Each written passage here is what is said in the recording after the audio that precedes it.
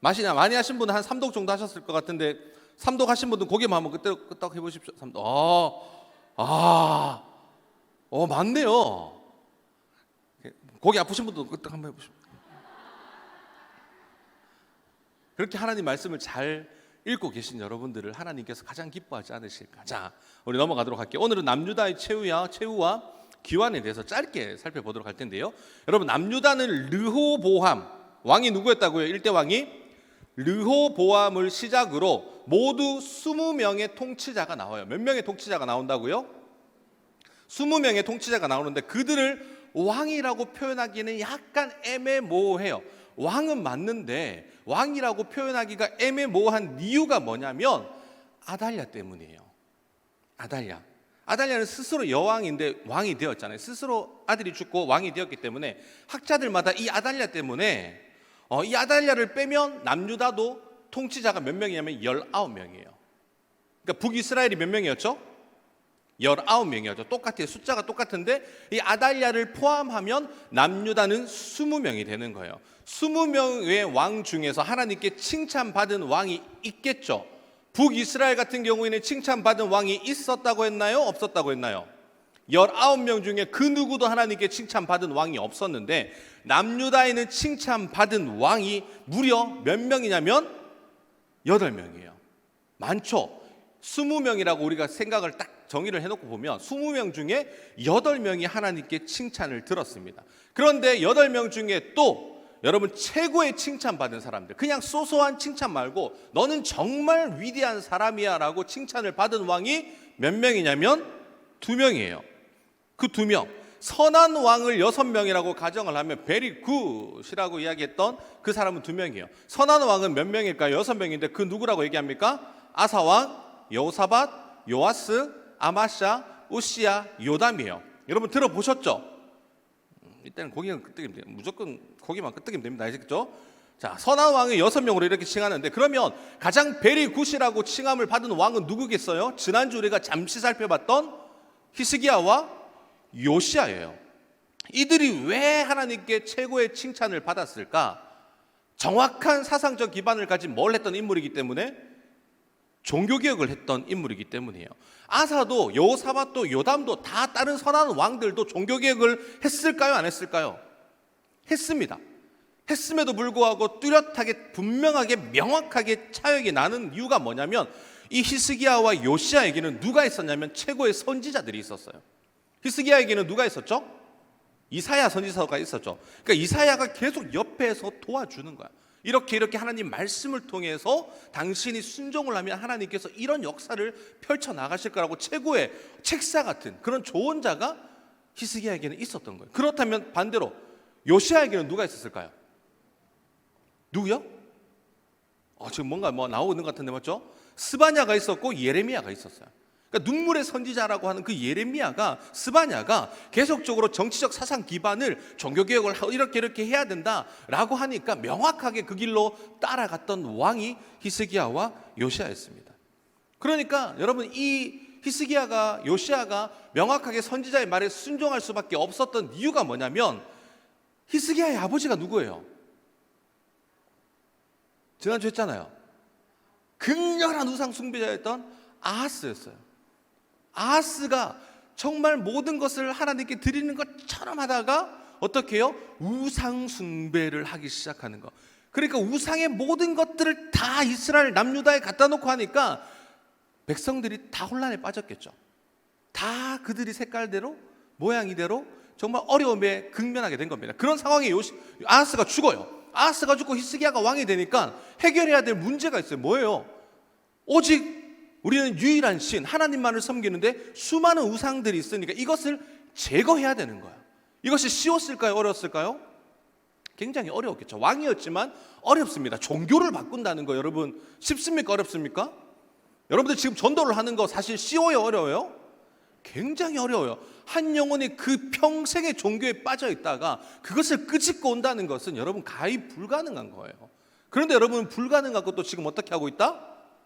가능케 하고 계신 여러분들이 더 위대하시다라는 거죠. 여러분 반대로 한번 생각해 보세요. 내가 평생 교회에 헌신하고 유일한 신이 하나님밖에 없는데 다른 신천지나 이런 데 와서 거기 아니라 가짜야 라고 이야기해서 우리를 끄집고 간다면 여러분 그게 쉬울까요? 어려울까요?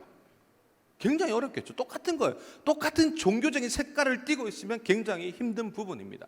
그런데 여러분 그 아하스의 통치 가운데 히스기야는 어떻게든 종교개혁을 했단 말이에요. 그런데 요시야가 대단한 거야. 이 요시야가 몇 살 때 왕이 돼요? 몇 살 때요? 8살?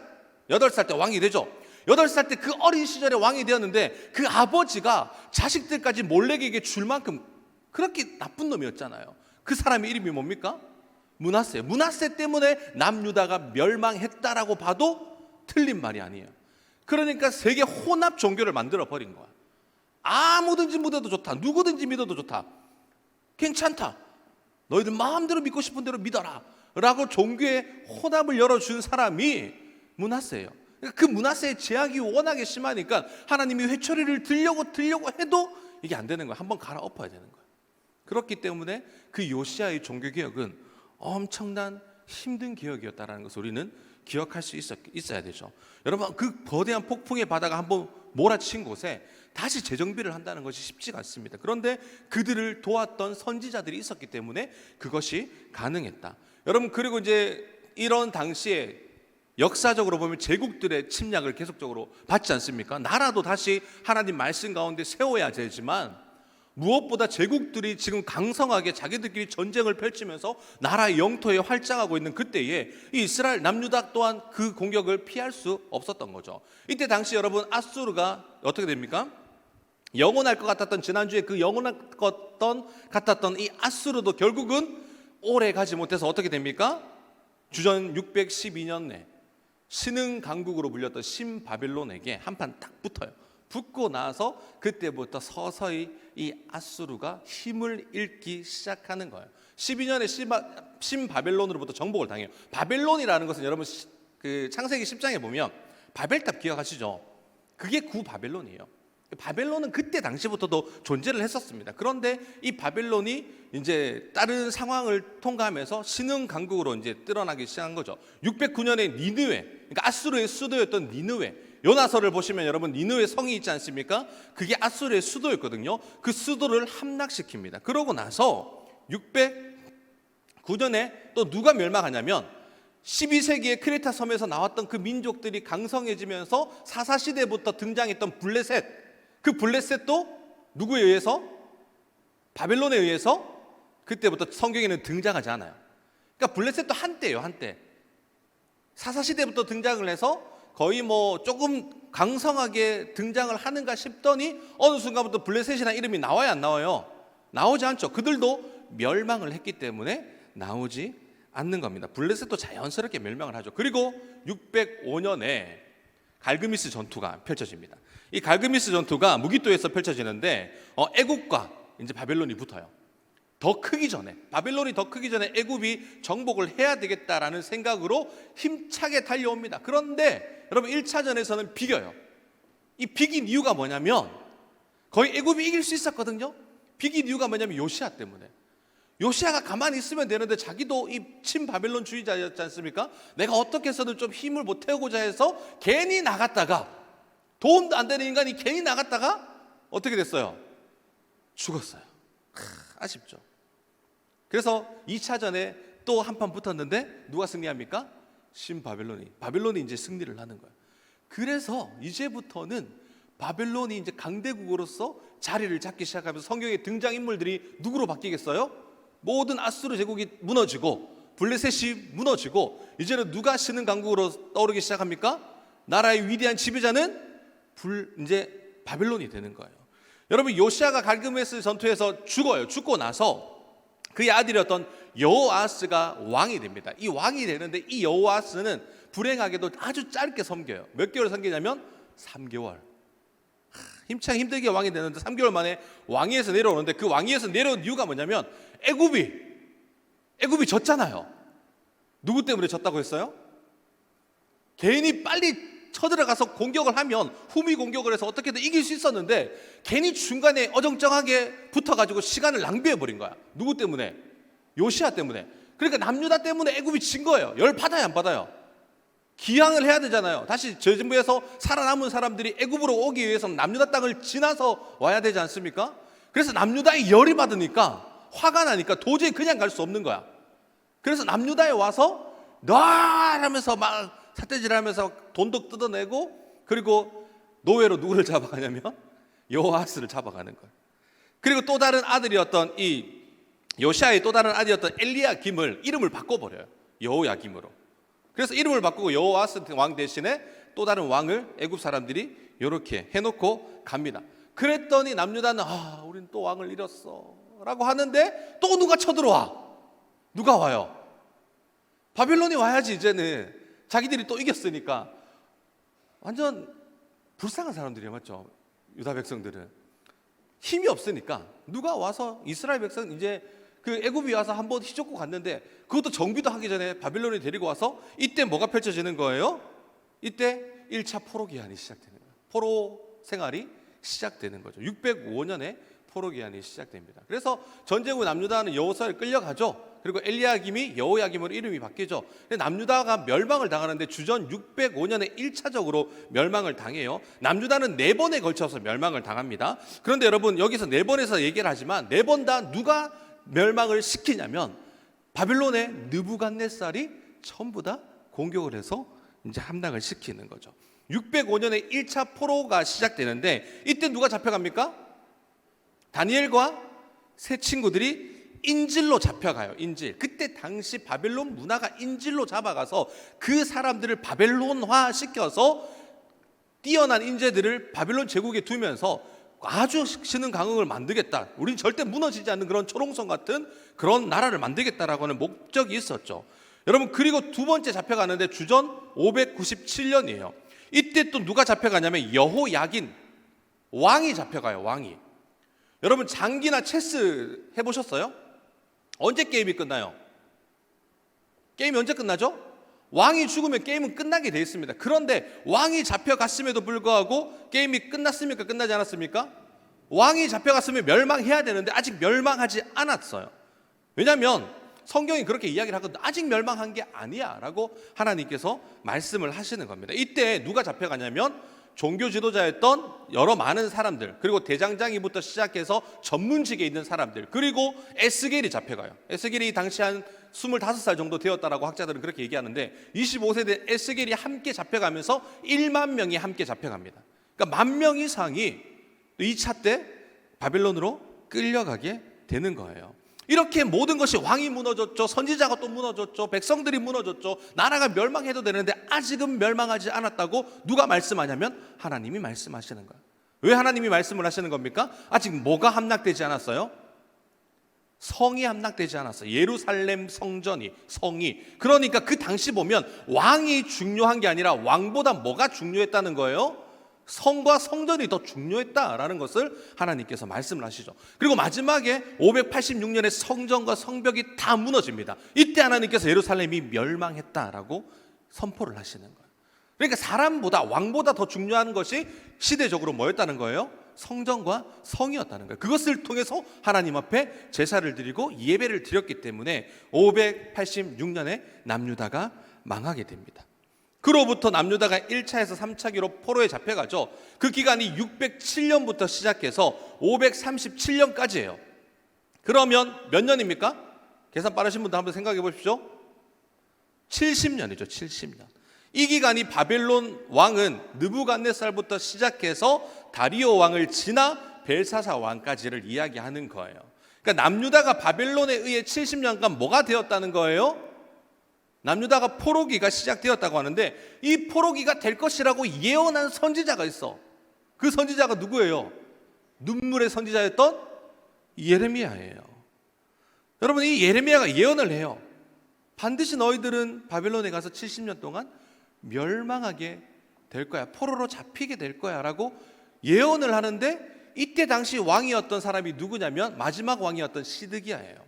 시드기야가 선지자의 말을, 예레미야 선지자의 말을 듣습니까? 안 듣습니까? 들어요? 안 들어요? 안 들어요. 이때 왜 안 듣냐면 거짓 선지자 한 놈이 있었어. 물을 흐리는 놈이 한 놈이 있었어.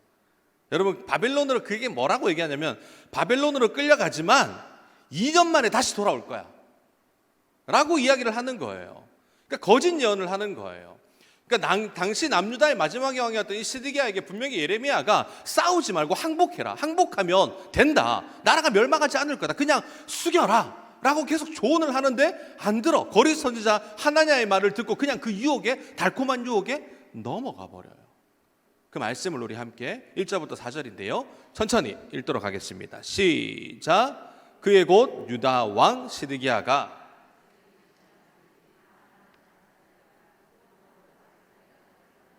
하나냐가 여호와의 성전에서 제사장들과 모든 백성이 보는 앞에서 내게 말하여 이르되, 만군의 여호와 이스라엘의 하나님이 이같이 일러 말씀하시기를 내가 바벨론 왕의 멍에를 꺾었느니라. 내가 바벨론의 왕 느부갓네살이 이곳에서 빼앗아 바벨론으로 옮겨간 여호와의 성전 모든 기구를 2년 안에 다시 이곳으로 되돌려 오리라. 내가 또 유다의 왕 여호야김의 아들 여고냐니와 바벨론으로 간 유다 모든 포로를 다시 이곳으로 돌아오게 하리니 이는 내가 바벨론의 왕의 멍에를 꺾을 것임이라. 여호와의 말씀이시니라 하시니라. 지금 하나냐가 뭐라고 얘기하는 거예요? 지금 나라가 멸망하고 있는 가운데 괜찮아 라고 이야기하는 거예요. 2년 만에 성전 기구가 돌아올 것이고 다 하나님께서 되돌려 주실 것이야 라고 이야기를 하는 거예요. 어떻게 보면 하나님께서 선지자를 보내실 때 어떤 상황에 선지자를 보내십니까? 어떤 상황에? 나라가 평안할 때 선지자를 보내시나요? 아니면 급박하게 돌아갈 때 하나님께서 선지자를 보내시나요? 나라가 지금 급박하게 돌아갈 때, 위기에 처했을 때 선지자를 통해서 그 왕을 지휘하면서 나라를 건지시는 것이 성경에 명확하게 나오는 패턴인데, 지금 위기 아닙니까? 포로로 잡혀가고 있는데 하나냐가 뭐라고 얘기하냐면 평화를 이야기하는 거예요. 샬롬, 괜찮아, 맞지 않잖아요. 나라가 지금 힘든데 괜찮아 라고 달콤하게 유혹하니까 이 시드기야 입장에서는 영안이 흔들리기 시작하는 거죠. 그가 흔들릴 수밖에 없었던 이유가 뭐냐면, 여러분, 이 시드기야가 친바벨론이 될 수가 없었어요. 왜냐하면 바벨론으로 왕이 끌려갔다고 했잖아요. 여호야긴이 끌려갔거든요. 그러니까 남유다 백성들은 누구를 그리워하냐면 여호야긴을 그리워하는 거야. 시드기야를 왕으로 인정하지 않는 거예요, 백성들이. 그러니까 이 시드기야는 친바벨론을 할 수가 없는 거죠. 백성들이 지지를 못 받으니까. 그러니까 자신은 다른 강대국들을 의지하면서 그 유혹에 넘어갈 수밖에 없는 상황이 되는 거예요.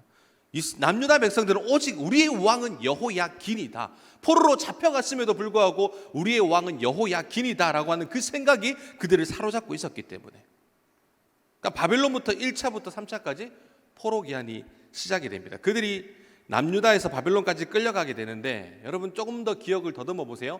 아주 오래 전에, 3개월 전에 누가 이 길을 먼저 왔어요. 포로 생활을 마치 예언하듯이 누가 하나님의 부르심을 받고 그 출애굽이 아닌 출바벨론을 했던 인물이 있었어요.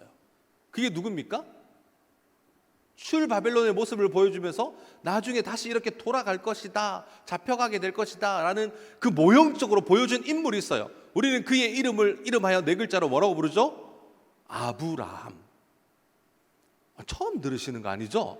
제가 첫 시간에 분명하게 여기에 나중에 나올 거예요 라고 얘기를 했잖아요. 아브라함이 하란의 우르에서부터 부름을 받아서 하란으로 가잖아요. 하란에서 그 여정을 지나 가나안으로 들어오고 애굽으로 들어왔다 다시 가나안으로 들어가는 그 여정들, 출애굽도 미리 걸어가면서 먼저 발길을 통해서 보여주고, 너희가 바벨론으로부터 이렇게 끌려갈 것이라는 것을 미리 성경은 보여주는 거예요.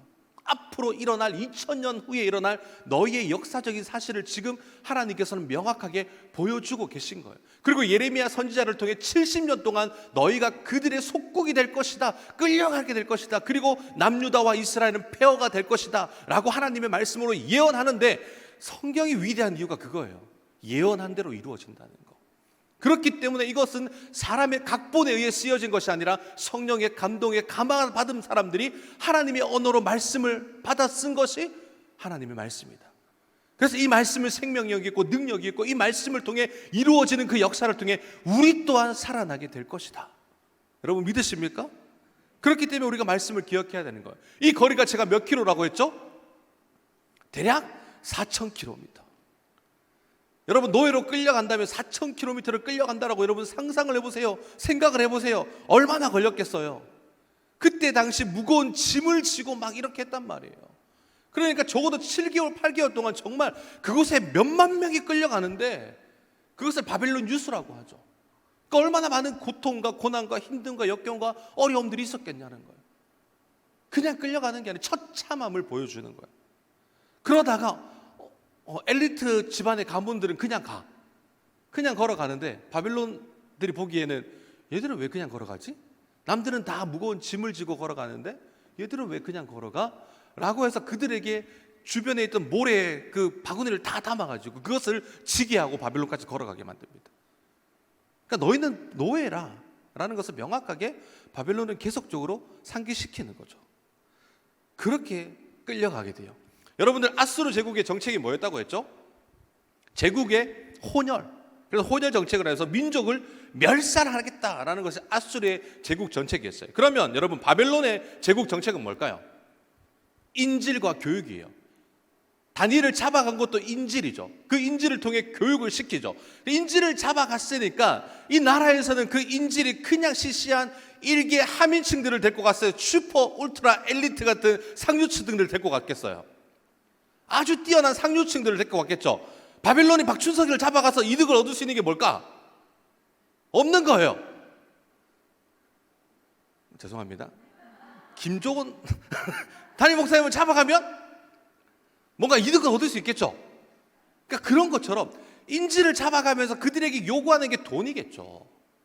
그 돈으로 여러분 나중에 우리가 중간사 기간에 제가 자세하게 설명을 해드리지만 그 돈이 얼마나 대단하냐면 바벨론 성을 지어요. 그 성이 얼마나 크냐면 90km 돼요. 90km. 바빌론 성이 90km면 여러분 여기서부터 포항? 그러니까 그 성벽의 두께가 어마어마한데 나중에 그 성이 무너졌을 때 그것을 긁었더니 거기서 뭐가 나와요? 금이 나오는 거야. 어마어마한 셀 수 없는 그 금이 그 성벽이 무너질 때 그대로 나오니까 페르시아가 그 금 때문에 부자가 되는 거예요. 그러니까 돌고 도는 거예요 이게. 그러니까 인질을 잡아가는 이유도 명확한 거죠. 돈을 요구하는 거예요. 줄 수밖에 없는 그런 상황들. 그러면서 나라를 세워나갑니다. 그리고 최고의 국가를 이루겠다는 그들의 목표가 있었죠. 이 느부갓네살이 바빌론으로 끝낼 인재들을 성 안에 머물게 한 게 아니라 여러분 어디에 머물게 합니까? 드넓은 평지에 머물게 해요. 우리가 그것을 알 수 있죠. 왜냐하면 이 에스겔이 그발 강가에서 그 회상을 하면서 눈물로써 이렇게 기도를 하는 모습들을 보여주지 않습니까?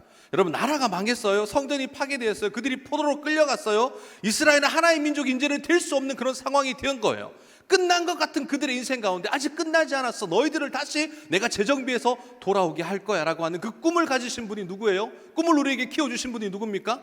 하나님이세요. 분명히 나라가 명했어요. 백성들이 잡혀갔어요. 이제 더 이상 희망도 없고 살 소망도 없는 그때에 일어났는데 그 공동체를 향해서 끝난 게 아니야. 다시 너희를 내가 도와줄게 라고 말씀하시는 분이 계신 거예요. 여러분 저는 이 역사적인 배경을 보면서 하나님도 오늘도 우리에게 동일하게 말씀한 것 같아요. 내 인생 망했어. 내 인생 끝났어. 나 이 병 때문에 이제 희망이 없고 소망이 없어. 내 사업은 이제 도저히 일어날 수 없고 내 가정은 파괴돼서 일어날 수 없는 그런 상황이야. 형편이야 라고 말씀하시지만 그때부터 누가 일하시기 시작한다? 하나님이 일하기 시작하신다. 저는 동일하게 우리에게 찾아오셔서 여러분에게 말씀하시는 분이 하나님이실 줄 믿습니다. 하나님께서 오늘도 우리를 일어나 걷게 만드실 것이고 무너졌던 성벽을 다시 재건하게 하시는 것도 하나님이시다. 여러분 언제부터요? 하지만 70년이라는 시간을 기다려야만 했죠. 여러분 그들이 다시 그들의 땅으로 귀환하게 되면서 70년 뒤에 귀환을 합니다. 그 땅이 다시 어떻게 됩니까? 폐허가 되고 아무것도 살 수 없는 막막한 그런 광야가 된 그 땅에 다시 한 번 더 한 줄기 꽃이 피어나기 시작하는 거죠. 정말 하나님의 말씀에 의거해서 이루어지는 그 삶을 우리는 또 역사를 통해 알게 되는 거예요. 그러니까 하나님의 백성들은 하나님들이 백성들이 말을 안 듣고 어긋난 길로 간다고 버리는 게 아니라 채찍질을 하시는 거예요. 돌아와야 돼. 너희가 살 수 있는 길이 돌아오는 거야 라고 계속적으로 주입적으로 말씀을 하시는 거예요. 그러면서 이 백성들이 돌아올 수 있도록 그 길을 계속적으로 열어주시는 것이 하나님입니다.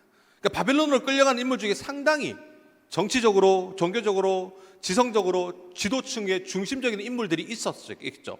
특별히 선택되어서 잡혀간 사람들이 있었어요. 그 인원이 몇 명이었는지는 우리가 정확하게는 알 수는 없지만 예레미야가 이렇게 이야기를 합니다. 우리 함께 예레미야 52장 말씀을 함께 읽습니다. 시작. 느부갓네살이 사로잡아간 백성은 이러하니라. 제7년에 유다인이 3023명이요 느부갓네살의 18째 해에 예루살렘에서 사로잡아간 자가 832명이요 느부갓네살의 제23년에 사령관 느부사라단이 사로잡아간 유다 사람이 745명이니 그 총수가 4600명이더라. 바빌론 중에 끌려간 사람들이 몇 명이었다고 얘기합니까? 4600명인데 맞아요, 틀려요? 우리가 이것만 보면 4600명, 2차 때만 해도 10,000명 이상 끌려갔다고 했는데 왜 4600명이야? 수십만이 끌려갔어요. 끌려갔는데 그 중에 4600명이라고 이야기하는 것은 그나마 엘리트들, 나라를 이끌고 갔던 인물들이 몇 명이었다는 거예요?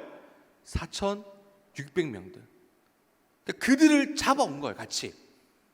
그러니까 나라를, 이 바벨론은 멸살시키겠다는 것이 목적이 아니잖아요. 그냥 자신들은 인지를 통해서 그 사람들을 엘리트화 시켜서 바벨론화 시키겠다는 그것이 목적이지 민족을 멸살시키려고 하는 목적이 아니었습니다. 그러니까 엘리트들을 잡아가서 노예로 다 시키진 않았어요. 왜냐하면 성경을 보면 이 사람들이 집도 지어요. 농사도 해요. 그리고 여러 가지 다양하게 팔면서 어느 순간 돈을 벌고 이 중에서도 부자가 많이 드러나게 되었다는 거예요. 그발 강가에 머물면서 자신들의 삶 방식으로 생계를 유지할 수 있도록 바벨론에서는 허락을 했던 겁니다.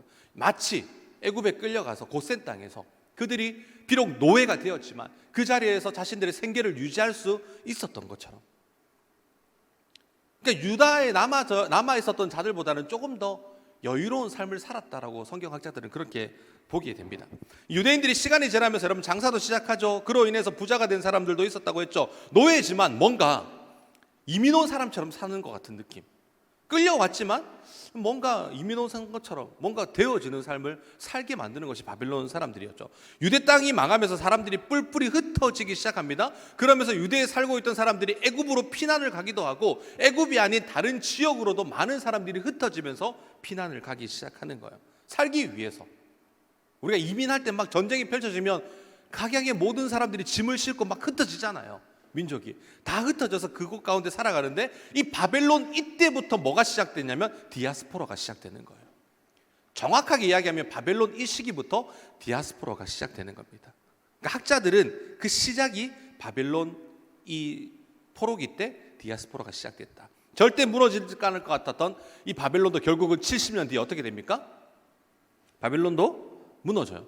영원할 것 같았던, 정말 바벨론 성이 무너지면 전 세계가 무너져야 할 정도로 그 성이 강대하거든요. 그것에 대한 자세한 이야기는 나중에 학예 강좌 때 제가 조금 더 설명을 해드리도록 하겠습니다. 그래서 그것들이 무너지지 않을 것 같은 초롱성 같은 것이 무너지게 되는 거예요. 몇 년 만에? 70년 만에. 그러니까 하나님께서는 이스라엘들의 잘못된 그 행위를 누구를 사용하신 거예요? 바벨론이라고 하는 그 나라를 하나님께서 사용하셔서 70년 동안만 바벨론이 흥왕하게 만드시는 거예요. 그리고 그 바벨론 또한 무너지게 됩니다. 절대 무너지지 않을 것 같았던 그들의 인생도, 그들의 삶도 70년 만에 무너져요. 느부갓네살 왕이 43년을 통치를 합니다. 느부갓네살 왕이 43년을 통치하고 그의 아들이었던 마르둑이 이제 왕권을 이어받죠. 마르둑을 성경에서는 에월 무로닥이라고 이렇게 이야기를 해요. 그리고 이 에월 무로닥이 2년만 통치를 하다가 또 죽어요. 그를 죽게 된 이유가 뭐냐면 그를 살해했겠죠. 누군가가. 누가 살해했겠어요? 네리글리살이라고 하는. 여러분 이름을 크게 외울 필요는 없어요. 네리글리살이 살해하는데 이 사람이 누구냐면 느부갓네살의 사위였어요. 사위. 가족들 가운데 이제 뭐가 시작되는 거예요? 북이스라엘처럼 이 왕권을 잡아먹기 위해서 느부갓네살이 죽고 나니까 그때부터는 이제 쿠데타가 계속적으로 일어나는 거예요. 그리고 이 사람이 네리글리살이 4년 동안 통치를 하는데 자연사로 죽습니다. 자연사로 죽고 나서 그의 젊은 아들이었던 라바시 마르둑이 여러분 왕위에 올라가요. 계승하게 되는데 이 나라가 내리막길을 걷는 것이 계속적으로 일어나는 게 뭐냐면 계속적으로 찬탈이 일어나면서 멸망의 기조들이 보이는 거예요. 그러니까 이제부터 전쟁인 거예요. 나라가 세워지는데 왕들이 세워지는데 중심을 못 잡고 하니까 계속적으로 쿠데타가 일어나죠. 라바시 마르두까지는 이 계보를 계속 이어오다가 이 나보니두스가 이제 다른 계열이에요. 나보니두스가 어떻게 해요? 쿠데타를 일으켜서 라바시 마르둑을 죽여버립니다. 이 나보니두스가 하란 사람이거든요. 나보니두스가 섬겼던 신이 뭐냐면 이 마르둑이라고 하는 바빌론의 신을 섬기지 않았어요. 지금 왕들의 이름을 보면 계속 등장하는 게 뭐예요? 마르두이라는 이름이 등장하지 않습니까? 마르둑은 당시 바빌론이 섬겼던 신이에요. 신. 용의 모양을 하고 있는 그런 신이거든요. 그런데 이 하란의 신이었던 나보니두스는 절대적인 하란의 신만 섬겼습니다. 그 하란의 신이 뭐냐면 달의 신이에요. 달의 신. 달의 신의 이름이 뭐냐면 이게 설명하기 어렵다. 달의 신의 이름이 뭐냐면 신이에요. 달의 신의 이름이 뭐냐면 신이에요. 신. 이해 가시죠? 마르둑이 그 바벨론의 신이었다면 달의 신의 이름이 신이에요. 하나님을 가스로 부르는 것처럼 신이에요. 신. 그러니까 이 달의 신을 섬기는데 달의 신에 푹 빠져 있는 정말 모든 것을 다 쏟아붓는 그런 종교에 빠져 있는 사람이 바로 나보니두스였습니다. 그러니까 그냥 광신도처럼 섬기는 거예요. 나라를 마르둑이라고 하는 제사장들이 수만 명의 제사장들이 있는데 다른 신을 왕이 섬기니까 백성들의 미움을 받겠죠. 제사장들의 미움을 받겠죠. 그러니까 신의를 잃어요. 그런데 이 사람이 얼마나 정말 대단한 사람이냐면 나보니두스가 그 신을 섬기기 위해서 10년간 왕자의 자리를 왕권을 포기하고 산으로 갑니다. 산으로 가서 10년 동안 보이지 않아요. 달의 신을 숭배하고 온다고.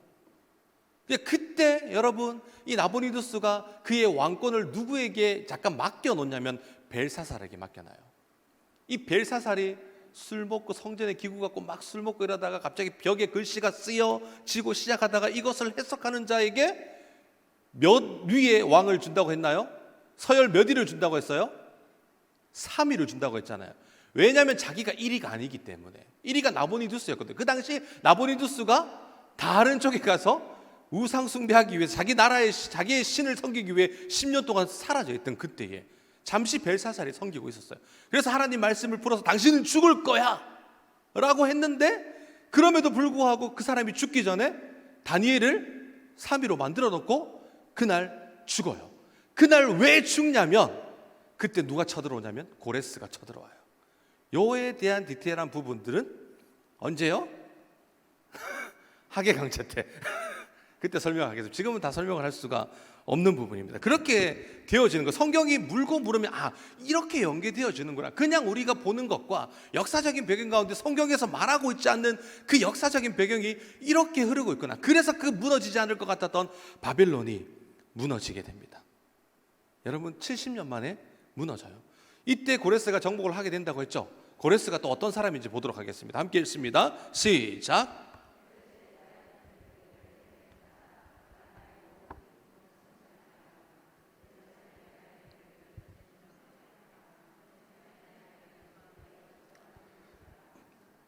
아멘. 하나님께서는 고레스를 자신의 뭐라고 얘기합니까? 목자, 이방인임에도 불구하고 하나님께서는 고레스가 나의 목자다. 고레스가 아직 태어나기도 전에 하나님께서 미리 뭘 하신 거예요? 성경에? 예언을 하신 거예요. 표현을 하신 거예요. 하나님은 이방 왕까지도 사용하셔가지고 하나님의 나라를 어떻게 해요? 이루어가고 계셨던 겁니다. 이때 영원할 것 같았던 그 바벨론 제국이 70년 만에 문을 닫죠. 고레스도 여러분 그냥 태어난 인물이 아니에요. 고레스도 태어나게 된 그런 계기가 있는데 이것은 나중에 하게 때 제가 자세하게 설명을 해드리도록 하겠습니다. 바벨론 제국도 시작하기 전에는 이미 성경의 예레미야를 통해 예언이 되었어요. 이 나라가 영원하지 않다. 70년 만에 멸망하게 될 것이다라는 것을 예레미야가 예언을 했던 거예요. 그것이 오늘 우리가 읽었던 말씀인데요. 함께 한번 더 읽도록 하겠습니다. 시작. 이 모든 땅이 폐허가 되어 놀랄 일이 될 것이며 이 민족들은 70년 동안 바벨론의 왕을 섬기리라. 여호와의 말씀이니라. 70년이 끝나면 내가 바벨론의 왕과 그의 나라와 갈대아인의 땅을 그 제약으로 말미암아 벌하여 영원히 폐허가 되게 하되. 뭐라고 이야기하는 거예요? 예레미야가 지금 무슨 예언을 하는 거예요?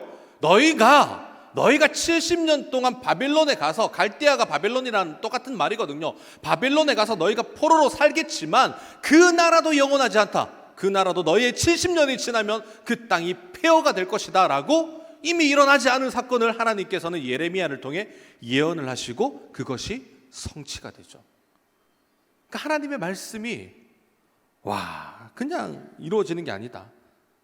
남유다의 죄로 말미암아 포로로 끌려가게 되지만 결국 하나님께 징계를 받고 포로로 끌려간 뒤에 70년 뒤에 돌아오게 되겠지만 너희를 끌고 갔던 그 나라도 내가 그냥 두지 않을 거야. 그 나라도 멸망하게 돼 있어 라고 말씀을 하시는 거예요. 어떻게 바빌론이 멸망했냐 궁금하시죠? 성경에 나와 있지 않는 이 바빌론이 멸망한 그 사건은 제가 학기 때 계속적으로 안내해 드리도록 하겠습니다. 그럼 왜 70년이냐? 이게 중요해요. 왜 70년이냐? 여러분 왜 70년일까요? 여기에 대한 부분을 우리가 살펴보고 마무리를 해야 됩니다. 레위기에 보면 아브라함을 통해 이스라엘 백성들이 무슨 나라가 될 거라고 예언을 하나요? 제사장 나라? 하나님의 거룩한 백성을 만들겠다고 하는 누구의 계획이 있었죠? 하나님이 이스라엘을 향한 계획이 있었어요. 하지만 제사장 나라가 되기 위해서는 하나님이 정하신 뭐가 있습니까? 법이 있겠죠. 하나님께서 말씀하신 율법이 있어요. 그 법대로 너희가 살아갈 경우에는 이러한 복을 받겠고 너희가 이 법을 어기면 이러한 처벌을 받을 거야 라고 명확하게 얘기하는 거예요. 그러니까 그 법을 지키느냐 지키지 않느냐가 이스라엘 백성들에게는 굉장히 중요했던 겁니다. 예레미야가 바벨론 포로 생활을 70년을 이야기하죠. 그것이 서론이에요. 너희가 망하게 된 이유가 뭐냐면 바벨론의 이야기를 하면서 70년을 이야기하면서 이야기하는데 그게 서론이 언제냐면 다니엘 1장부터 시작됩니다. 그러니까 70년의 서론 부분이 언제 시작된다고요? 다니엘 1장이에요. 그러면 여러분 결론이 어딜까요? 나라가 망하고 돌아오게 되는 그 결론은 에스라 1장이에요. 에스라서가 그렇게 결론 부분을 이야기하는 겁니다. 그러니까 본론이 뭐냐면 에스겔 1장부터 48장이에요. 70년 동안 너희가 이렇게 포로가 될 수밖에 없었던 그런 모든 과정을 그린 성경의 내용이 에스겔이에요. 그러니까 다니엘이 서론, 본론이 에스겔, 결론이 에스라. 이렇게 70년 동안 잡혀가게 되고 돌아오게 되는 그 모든 내용을 담고 있는 것이 여기 있는 성경입니다. 여러분 다니엘서가 정말 대단하고 위대한 것은 다니엘 쉬워요, 어려워요? 어렵죠. 어려운 이유가 뭐냐면 다니엘의 모든 중간기의 예언들이 다니엘이 다 했어요.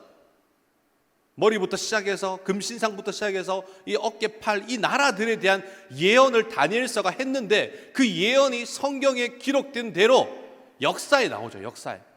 성경에는 등장을 하지 않습니다. 분명하게 예언을 했지만 중간기 때 그 모든 것이 다 등장을 해요.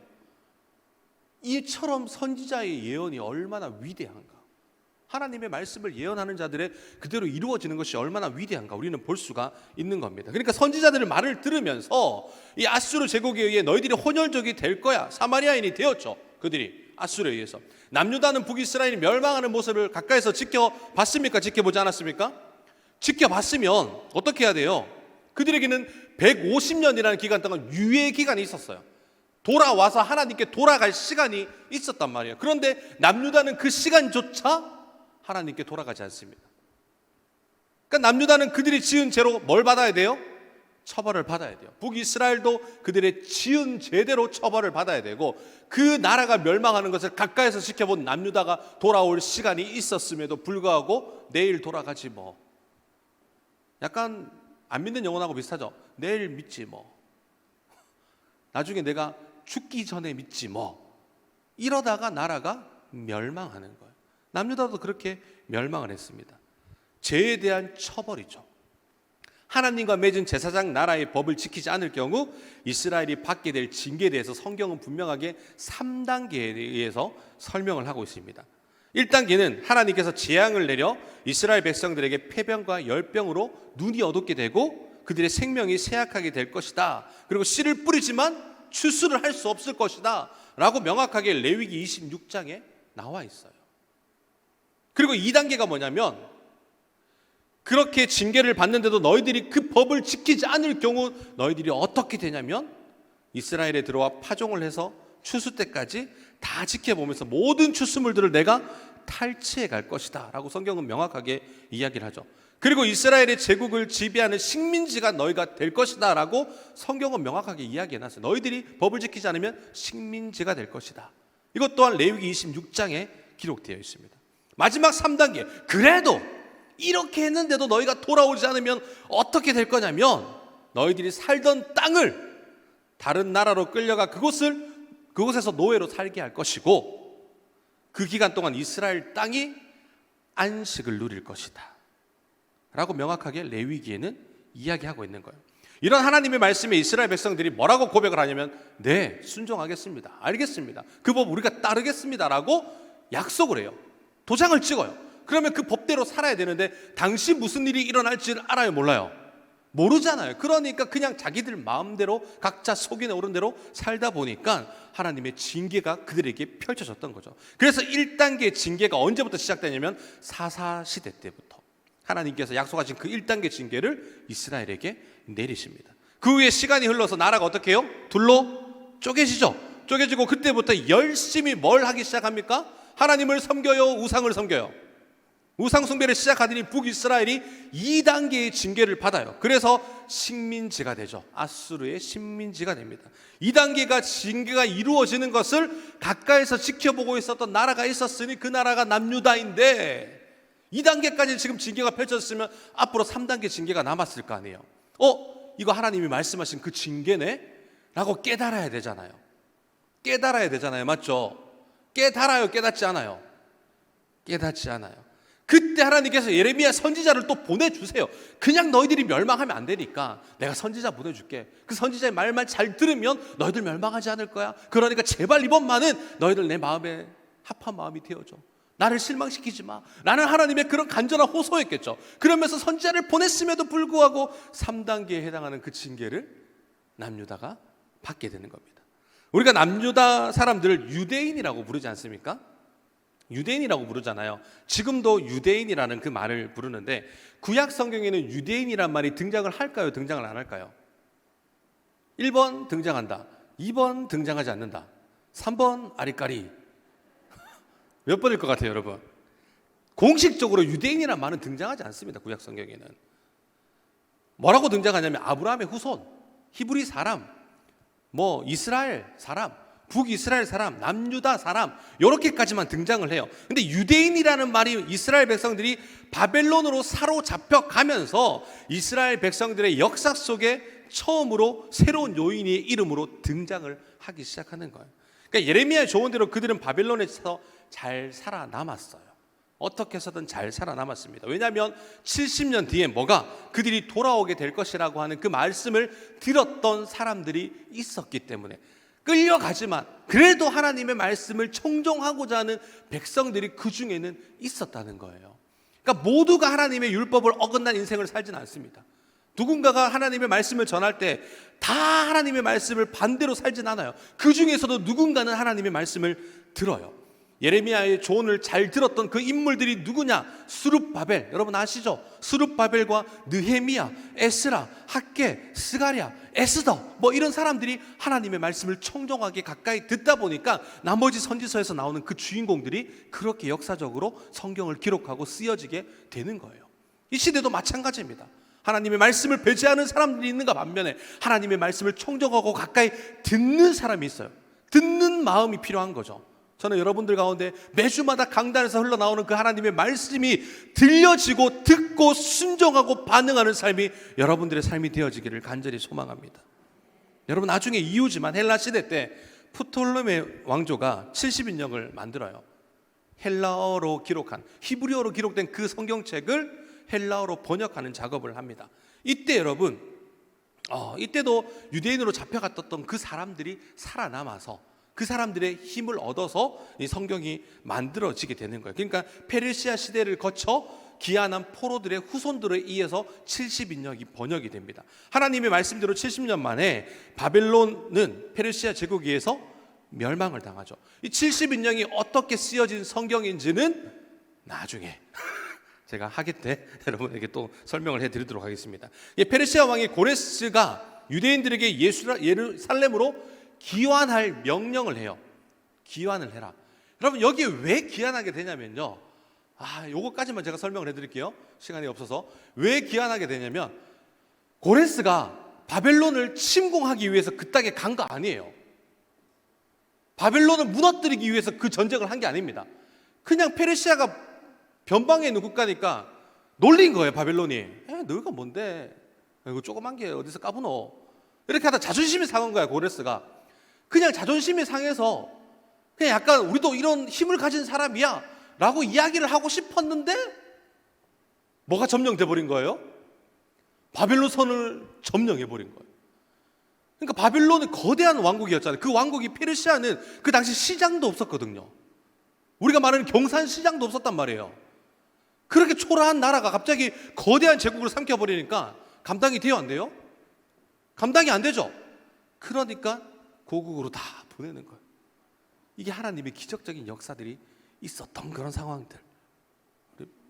주시고 그런 상황들의 역사적인 모든 배경들이 계속적으로 되어 있다는 겁니다. 그래서 여러분 어떻게 되냐면 포로 귀환이 이렇게 됩니다. 1차 귀환, 2차 귀환, 3차 귀환. 1차 귀환이 누구에 의해서? 수르바벨, 학개, 스가랴에 의해서. 2차 귀환이 458년에 에스라를 통해 이루어지고 3차 귀환이 느헤미야를 통해 이루어집니다. 그리고 마지막으로 기록된 성경이 말라기서죠. 430년경에 말라기서가 기록되고 나서 400년 동안 침묵이 됩니다. 마지막 말라기가 뭐라고 얘기합니까? 하나님 정말 우리를 사랑하십니까? 하나님 정말 우리를 사랑하시는 건 맞습니까? 라는 그 물음의 중간기가 시작돼요. 그리고 신약이 드러나서 하나님께서 요한복음에 뭐라고 얘기합니까? 마지막 말라기의 그 고백에 응답을 하시죠. 하나님이 세상을 이처럼 사랑하사 누구를요? 독생자를 보내셨다. 그러니까 마지막 말라기의 그 물음 앞에 하나님께서는 이 요한복음 3장 16절로 우리에게 답변을 해주고 있는 겁니다. 그 중간에 나왔던 그 모든 일어났던 그 상황들은 나중에 여러분 우리가 학예 때 자세하게 다루도록 하겠습니다. 그래서 오늘 여러분 마지막 필사가 뭐냐면 레위기 26장이에요. 왜 또 레위기야 갑자기? 여러분 2장씩 받으셨죠? 네, 그것은 길다는 거예요? 짧다는 거예요? 길다는 거예요. 그래서 레위기 26장 3절에서 46절 마지막 필사입니다. 여러분 그 필사도 하시면서 하나님 말씀 잘 순종할 때 이런 복이 있구나.